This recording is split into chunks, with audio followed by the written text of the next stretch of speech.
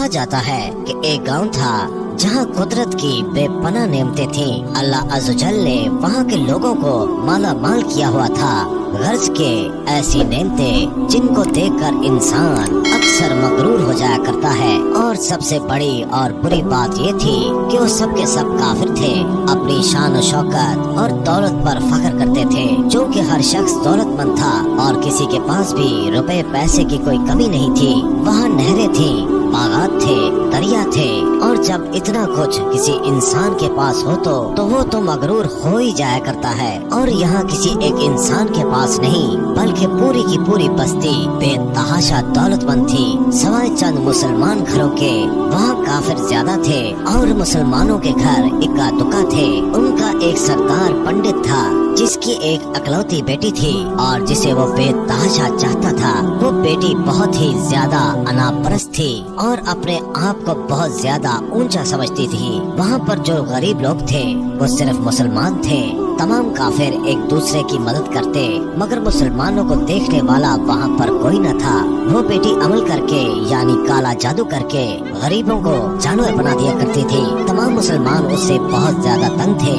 जब पंडित की बेटी का इल्म हद से ज्यादा बढ़ गया तो मुसलमानों में से एक बूढ़े शख्स ने अल्लाह रब्बे करीम के हजूर गिड़गिड़ा कर ये दुआ की, ऐ रब्बे करीम, हमारी नस्लें जो चंद एक यहाँ पर बची है उन नस्लों को तो बचा ले। इस पंडित की बेटी ने हमारा जीना तोबर कर दिया है। कोई भी हमारा मसीहा नहीं है, ना दौलत है ना जिस्मानी ताकत है। ऐ अल्लाह, हमारे लिए कोई ऐसा मसीहा भेज दे जो ना सिर्फ ताकतवर हो बल्कि इस जादूगरनी को भी हरा दे। अल्लाह तबारक ताला ने उस बूढ़े की दुआ कबूल फरमाई और यूँ उस जगह एक अल्लाह वाले को भेज दिया। वो अल्लाह वाले यूं ही इस बस्ती में दाखिल न हुए बल्कि एक दिन कुछ अजीब और गरीब वाक़या हुआ। वो पंडित सैर करने के लिए जंगल की तरफ निकला। बड़ी शान से वो सफर करता हुआ जा रहा था। अचानक एक जहरीला सांप उसके सामने आ गया। उस जहरीले सांप ने उसके करीब आकर उसको डस लिया। वो वहीं बेहोश होकर गिर पड़ा। उसके जो गुलाम थे जब उन्होंने अपने सरदार की हालत देखी तो फौरी तौर पर उसको घर पहुंचाया गया। उस लड़की ने अपने बाप की हालत देखी तो मुल्क के बड़े बड़े तबीब और हकीम बुलाए गए और वो अपने हुनर में बहुत ही माहिर थे। ये बहुत अजीब बात थी कि वो बहुत सी कोशिशों के बावजूद जहर निकालने में नाकाम हो रहे थे। जहर तेजी के साथ पंडित के जिस्म में फैल रहा था। उस वक्त शहर में एक दरवेश की आमद हुई। दरवेश को अल्लाह ताला ने उस मकसद के लिए भेजा था। दरवेश ने उसके घर के बाहर पहुंच के दरवाजे को खटखटाया। बड़े बड़े दरबारी खड़े हुए थे। उन्होंने कहा कि क्या बात है, किससे मिलना चाहते हो? फकीर ने कहा, यहाँ के सरदार को सांप ने डस लिया है। वो कहने लगे, तुम्हें कैसे पता? तुम तो हमें अजनबी लगते हो और हमने तुम्हें आज तक कभी नहीं देखा। दरवेश ने कहा कि मैं मुसाफिर हूँ और मुझे खबर मिली है यहाँ के सरदार को एक सांप ने डस दिया है और कोई भी उनका इलाज नहीं कर पा रहा। दरबारियों ने कहा, अरे भाई, लेकिन तुम हो कौन? फकीर ने कहा कि मैं हकीम हूँ और मैं इनका इलाज करने आया हूँ। दरबारियों ने कहा, अरे भाई, तुम इतने बड़े सरदार का इलाज करोगे? मुल्क भर के मायानाज तबीब हकीम बुलाए गए। दरवेश ने कहा, अगर तुम चाहते हो कि तुम्हारे सरदार की जान बच जाए तो फिर मुझे अंदर आने दो। गुलाम कहने लगे, ठीक है, हम अंदर से इजाजत लेकर आते हैं। वो अंदर आए और पंडित की बेटी से कहा, मालकिन, बाहर एक गरीब आया है, कहता है कि मैं पंडित का इलाज कर दूंगा। कहने लगे, ठीक है, उसको अंदर बुलाओ। जब फकीर उस घर में आया तो देखा कि पंडित जहर के असर से तड़प रहा है और अपनी टांग को बार बार बिस्तर पर पटक रहा है। वो दरवेश पंडित के पैर की जानिब आया जहाँ सांप ने काटा था। उस जगह पर अल्लाह वाले ने थूक दिया और फौरी तौर पर वहाँ से भाग गया। पंडित के सारे साथी और उसकी बेटी हैरान हुए कि ये कौन दीवाना था कि कमरे में आया और उस जगह पर थूक कर भाग गया जिस जगह सांप ने काटा था। और तो और उसको कोई पकड़ भी न सका। उसकी बेटी गुस्से में आ गई। उसने कहा, ये तो बेअदबी है, उसने गुस्ताखी की है यहाँ के सरदार के साथ। चलो कोई बात नहीं, थूक को साफ करो, मैं अभी उसे अपने अमल से जानवर बना देती हूँ। लेकिन जैसे ही उसकी थूक साफ करने के लिए रुमाल पकड़ा और पंडित की जहर से नीली हुई टांग से थूक साफ करने लगा तो वो हैरान होते हुए रुक गया। उसने उंगली से थूक को सांप के डसे पर अच्छी तरह मल दिया तो उसकी बेटी कहने लगी, आप क्या कर रहे हैं? उस दीवाने ने मेरे बाप की टांग पर थूक दिया है और आप उस थूक को मल रहे हैं। उसने हाथ के इशारे से पंडित की बेटी को रोक दिया और कहा कि रुको एक मिनट। जैसे ही उस थूक को पंडित की टांग पर मला गया, जहर का असर फौरी तौर पर खत्म हो गया। वो टांग जो कटने के काबिल थी वो अब पहली हालत पर आ गई थी। आहिस्ता आहिस्ता पंडित होश में आने लगा। जैसे ही पंडित होश में आया तो उसे फकीर की थूक के किस्से का पता चला।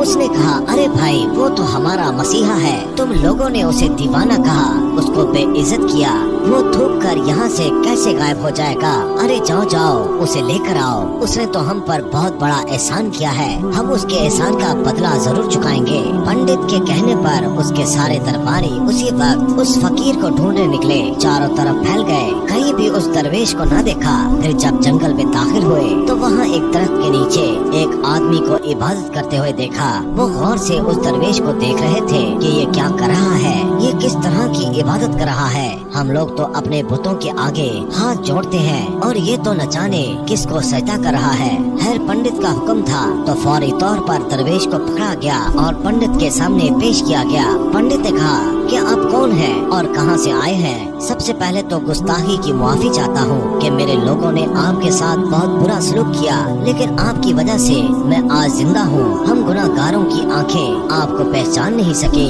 मैं आपसे माजरत चाहता हूँ, आपसे दरख्वास्त करता हूँ कि आप मेरी तरफ से कीमती पोशाक यानी लिबास और ये अरबी घोड़ा कबूल कीजिए। फकीर ने मुस्कुराकर पंडित की तरफ देखा और बोला, ये घोड़ा और लिबास बहुत कीमती है। मैं ये लिबास पहनकर मैं घोड़े के लिए घास काटूंगा तो क्या अच्छा लगूंगा? पंडित ने कहा कि आप फिक्र न करें, घोड़े के साथ साथ खिदमत गुजार भी दिए जाएंगे।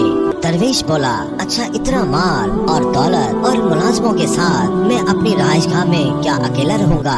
पंडित बोला, हुजूर आप परेशान न हो, ये मेरी बेटी है, आपके सामने है। बेटी हैरत से अपने बाप को देख रही थी कि मेरा बाप क्या कहने वाला है। उसने कहा, मेरी बेटी जिसको आपने अभी देख लिया है उसकी शादी आपसे कर दी जाएगी और एक शर्त है कि आपको जो कुछ भी मैं दे रहा हूँ उसके लिए आपको अपना मजहब छोड़ना पड़ेगा।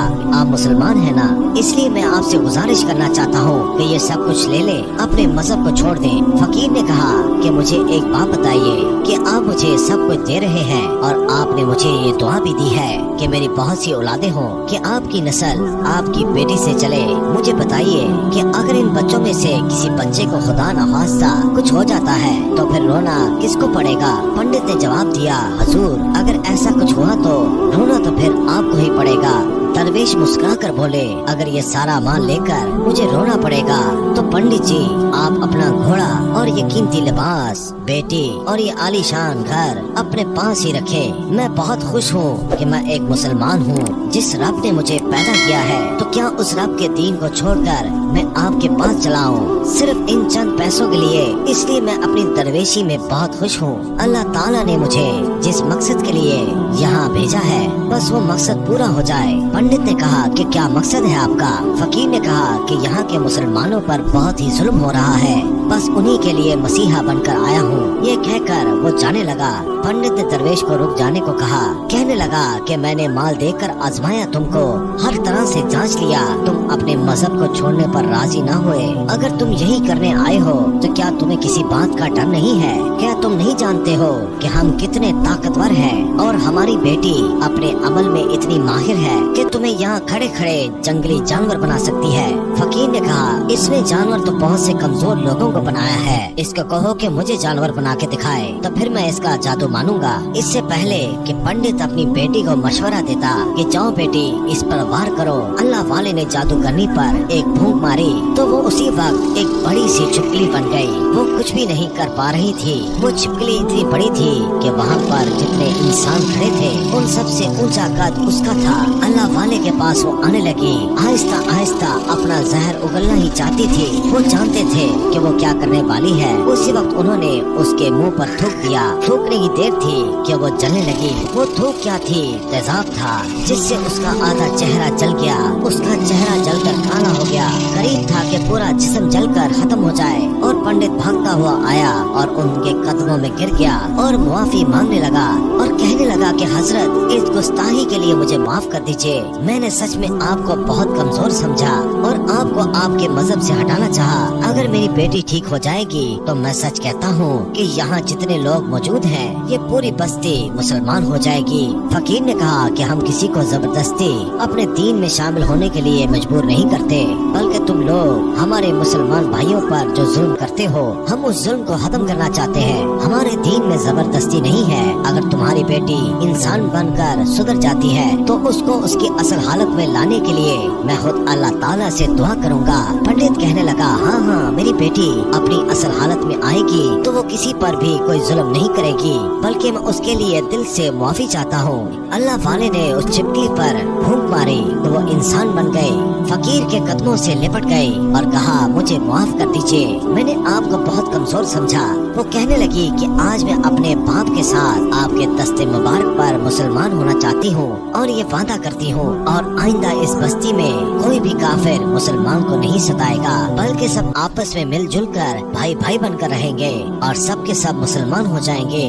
तो यूँ एक अल्लाह वाले के हाथों पर एक पंडित और उसकी बेटी ने इस्लाम कबूल किया और फिर पंडित ने अल्लाह वाले से अपनी बेटी की शादी कर दी और उस बस्ती में अमन और अमान कायम हो गया।